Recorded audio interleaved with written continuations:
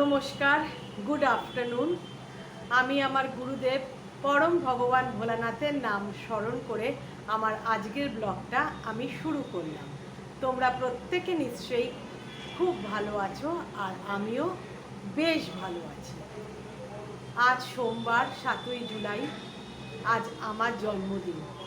আজকে আমি আমার 57 বছর হলো, আর 3 বছর পর 60-এর কোটায় চলে যাব। তো আজকের দিনটা আমি আমার বাবা এবং মাকে খুব মিস করছি। বাপি তো অনেক দিন আগে চলে গেছে। মা শেষ বয়সে যেহেতু 13টা বছর আমার সঙ্গে ছিল, তো মায়ের কথাটাই বেশি মনে পড়ছে। তারা আমাকে তাদের যথাসাধ্য চেষ্টা করেছে মানুষ করে তোলা। জানি না হয়েছে কি না। বিশেষ করে মায়ের আমাকে নিয়ে অনেক আশা ছিল।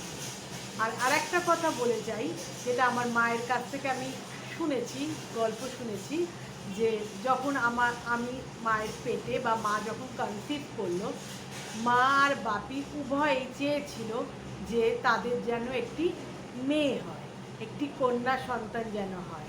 এবং বলে না যে তুমি যে জিনিসটা তীব্রভাবে প্রবলভাবে চাইবে, সেটা ঈশ্বর দেন, তোমাকে সেরকমভাবে চাওয়ার মতন করে চাইতে হবে।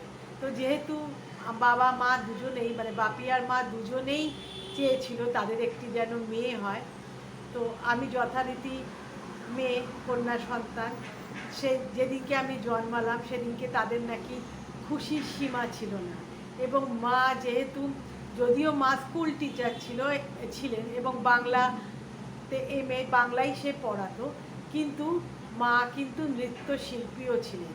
এবং মায়ের আরও অনেক গুণ। মায়ের হাতের আঁকা মানে চোখ ফেরানো যায় না।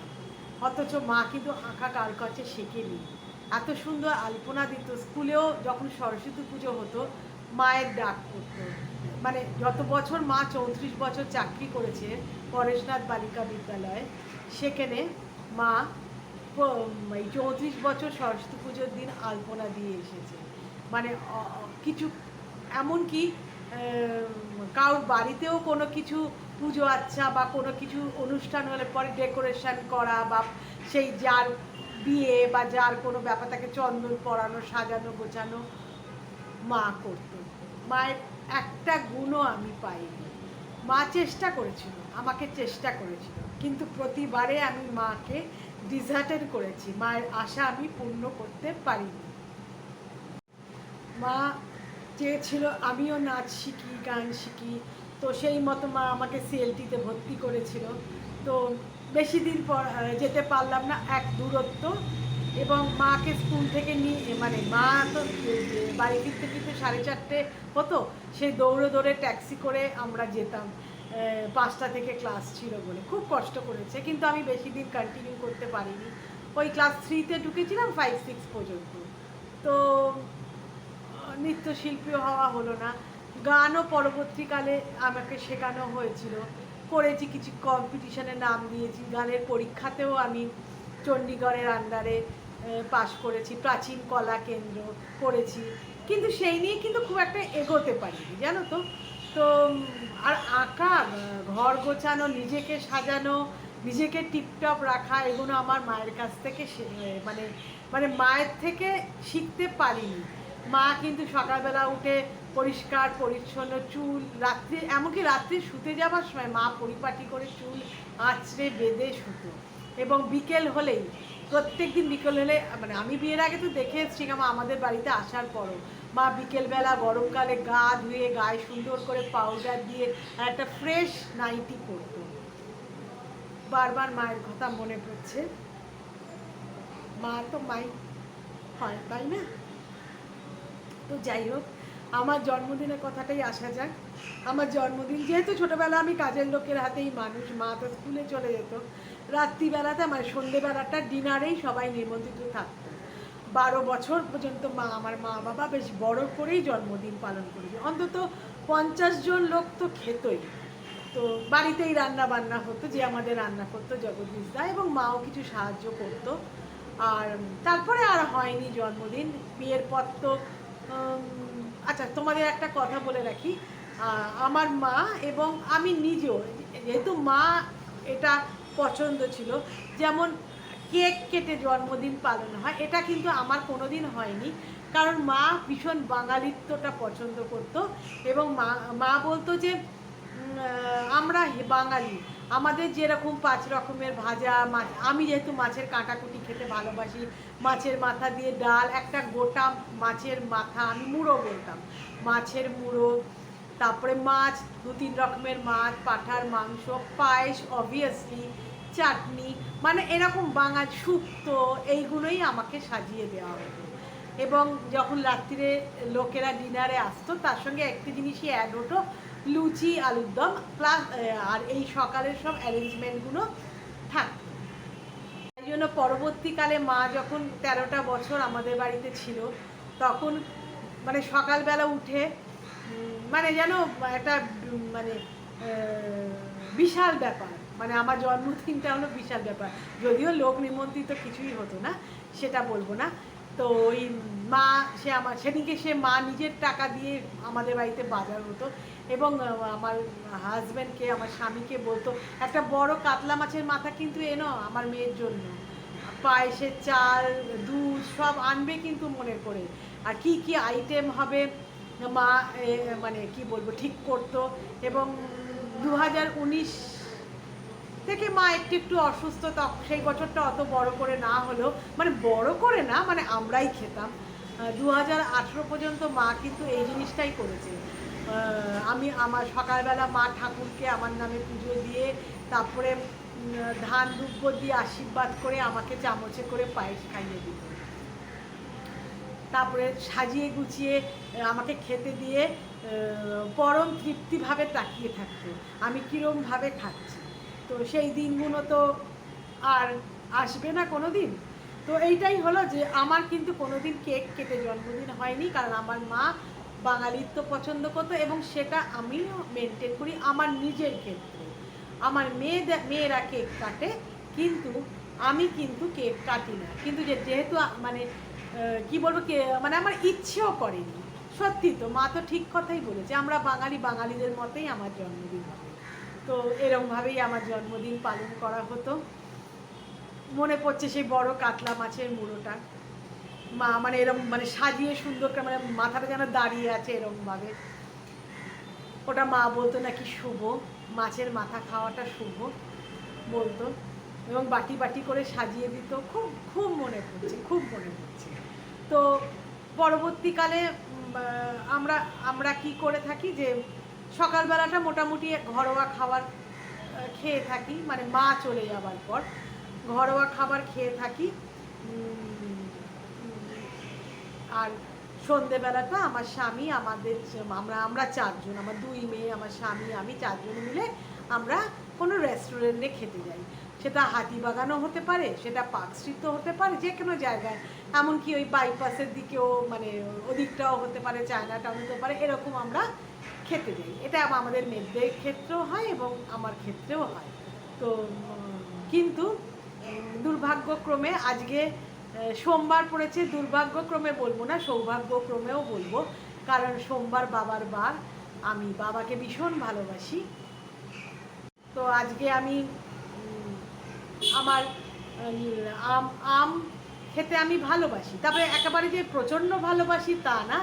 আমি ন্যাংলা আম ছাড়া খাই না, জানো তো। অন্য আম দিলে খাই না বলাটা ভুল, কিন্তু আমার ফেভারিট হলো ল্যাংড়া আম। তো আমি আজকে আমার ঠাকুরদের একটু আম কেটে দিয়েছি, একটু লিচু দিয়েছি, একটু মিষ্টি দিয়েছি, এই দিয়ে বাড়ির ঠাকুরদেরই আমি পুজো দিয়েছি। আর আমাদের বাড়ির কাছে একটি বাবার মন্দির আছে, তো সেখানে আমি জল দিতে যাব, এখনও যাইনি, কারণ যে এখনও সকাল 12টা বাজার পর যাব।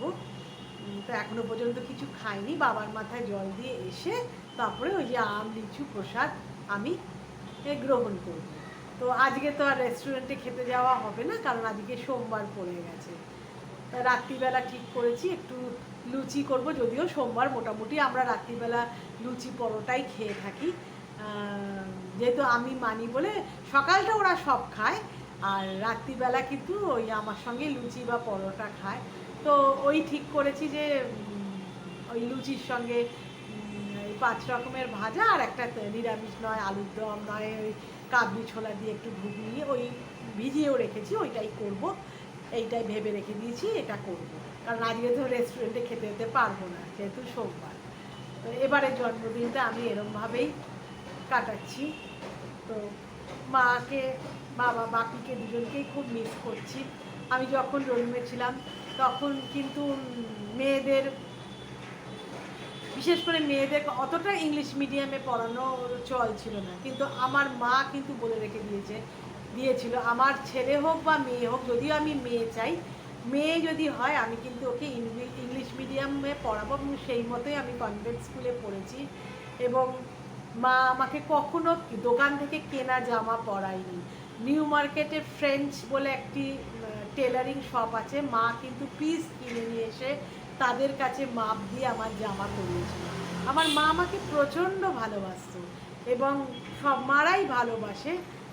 তো এটা বড় কথা না, সবাই তাদের সন্তানকে ভালোবাসে। আর এটা মনে আছে, মা যখন মাইনে পেত, প্রতি মাসের মাইনেতে, তখনকার দিনে তো এরকম অনলাইনে টাকা ঢুকতো না, মানে ব্যাংক অ্যাকাউন্টে, ব্যাংকে জমা পড়তো। আমার মায়ের যেমন ঢাকুরিয়া এলাহাবাদ ব্যাংকে মায়ের যে স্যালারিটা জমা পড়তো, তো মা যেদিনকে স্যালারি পেতো, মা কিন্তু কোনো দিন খালি হাতে বাড়ি ফিরতো না। আমার এখনও মনে আছে যে গড়িয়াহাটে, যেহেতু মায়ের ঢাকুরিয়া স্কুল গড়িয়াহাটটা মায়ের কাছে ছিল, মা গড়িয়াহাটে আশা ব্রাদার্স বলে একটা দোকান আছে না, সেখান থেকে চুড়িদার পিস কিনে আনতো আমার জন্য। মানে প্রত্যেক মাসে, বলছি না যে চুড়িদার পিস কিনছে, কোনো মাসে চুড়িদার পিস কিনে আনতো, কোনো মাসে সাজা গোজার জিনিস নিয়ে আসতো। কখনো মা মাইনের দিন হাত খালি করে আসতো না, এবং আমার এক্সপেকটেশনও ছিল। তো জন্মদিন তো মায়ের কথাটা মনে পড়ছে, কারণ জন্মদিন মানে তো শুধু আমার একার জন্মদিন না, তার সঙ্গে আমার মায়েরও জন্মদিন, কারণ তার মা হিসেবে নতুন জন্ম হলো, এবং আমার বাপিরও জন্মদিন, কারণ বাপি হিসেবেও বা বাবা হিসেবেও বা পিতা হিসেবেও সে তার নতুন জন্ম হলো। তো তাদেরও জন্মদিন, তাদের কথা না বললে পরে তো আমি ইনকমপ্লিট, আমি নিজে ইনকমপ্লিট। তো এই ছিল আমার আজকের দিনে তোমাদের কাছে বলা। আর একটা কথা বলে রাখছি, শেষ করতে যাচ্ছি, শেষের দিকে আর একটা কথা বলে রাখছি, যে জন্মদিনে তো প্রত্যেকে কিছু গিফট এক্সপেক্ট করে, যদিও মা বাবার পর কারোর কাছ থেকে এক্সপেক্ট করাটা উচিত না, মানে মা বাবার স্থানে তো কেউ হয় না। তো আমার স্বামী প্রতি বছরই আমাকে একটা ক্যাশ দেয়, কিছু টাকা দেয়, যেটা আমি আমার ইচ্ছে মতন কিনতে পারি। ও কখনো নিজের জিনিস, মানে নিজের ইচ্ছে মতন জিনিস আমাকে কোনো দিন কিনে দেয় না, কারণ ও বলে দেখো আমার পছন্দটা তোমার পছন্দ না হতেও পারে, ক্যাশ দিয়ে দেয়। আর আমার মেয়েরা ধরো লিপস্টিক দিল বা কিছু দরকারি জিনিস কিনে দেয়, এই রকমই দেয়। তো তো তো এই বছর তো তোমরা আমার সঙ্গে আছো, তো তোমাদের কাছ থেকে আমি গিফট চাইছি, একটাই গিফট চাইছি, যে তোমরা আমার চ্যানেলটিকে সাবস্ক্রাইব করো এবং ভিউজ করে দাও, চটচট করে আমাকে 1K করে দাও, এইটুকুনি তোমাদের কাছ থেকে চাইছি। প্লিজ আজকে আমার জন্মদিনের গিফট তাড়াতাড়ি তোমরা আমাকে 1K-তে পৌঁছে দাও, এটাই তোমাদের কাছে আমার চাওয়া। ঠিক আছে, কেমন লাগলো? আমি আজকে যেহেতু মা বাবার জন্য একটু কষ্ট হচ্ছে বলে সেরকমভাবে গুছিয়ে হয়তো বলতেও পারলাম না। কেমন লাগলো আজকের আমার এই জন্মদিনের ব্লগটা তোমরা অবশ্যই জানিও, এবং আমার পাশে থেকো, আমার হাতটা শক্ত করে ধরে থেকো। কেমন? Bye bye, thank you so much.